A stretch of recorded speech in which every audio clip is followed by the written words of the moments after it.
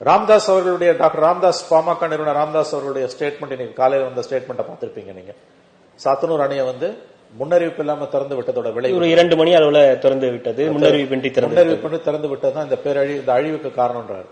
9 வருடங்களுக்கு முன்பு ஜெயலலிதா உடல்நலம் குன்றியிருந்த போது செம்பரம்பாக்கம் ஏரியை திறக்காம விட்டாங்க, ஒரே நேரத்தில் திறந்தாங்கன்னு பழைய கதையை பேசிய வண்டியை ஓட்டுறீங்களே. இன்னைக்கு உங்க ஆட்சி நடந்த இந்த அவலத்துக்கு என்ன காரணம், யார் பொறுப்பே இருக்கணும்? ராமதாஸ் தெளிவா ஒரு கேள்வியை, துல்லியமான ஒரு கேள்வியை, கூர்மையான ஒரு கேள்வி எழுப்பியிருக்காரு. சரியான எதிர்கட்சியை எழுப்பியிருக்காருன்னு சொல்லலாம். சரியான எதிர்கட்சியை எழுப்பியிருக்கிறார். எடப்பாடியை விட சிறந்த எதிர்கட்சியாக ராமதாஸ் செயல்படுகிறார்.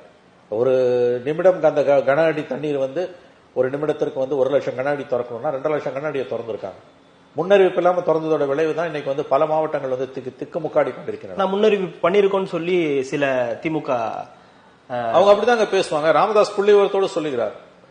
ராமதாஸ் அவர்களுடைய ஸ்டேட்மெண்ட், ராமதாஸ் மக்கள் நலன் சார்ந்த பிரச்சனைகள்ல துல்லியமாக அறிக்கை விடுறதுல ராமதாஸுக்கு இணை ராமதாஸ் தான். ரொம்ப அற்புதமான ஸ்டேட்மெண்ட், டு த பாயிண்ட். அவர் புள்ளி விவரங்களை ரொம்ப துல்லியமா எடுத்து வச்சு அறிக்கைகளை கொடுப்பார்.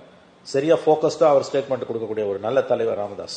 86 வயதிலும் அவருடைய பூர்த்த மதிநுட்பம் வியக்கத்தக்கது.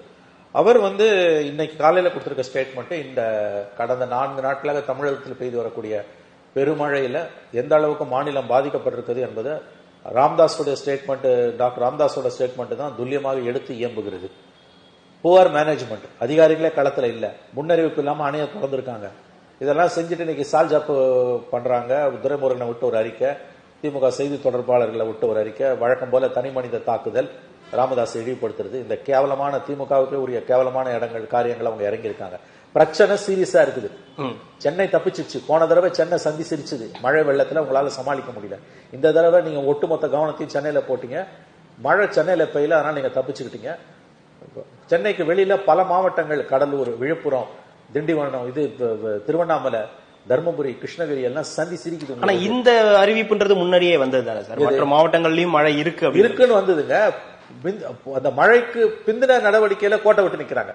அதிகாரிகளே இல்லன்றாங்கல்ல, மக்கள் யாருமே எங்களை எட்டி பார்க்கலன்றாங்கல்ல.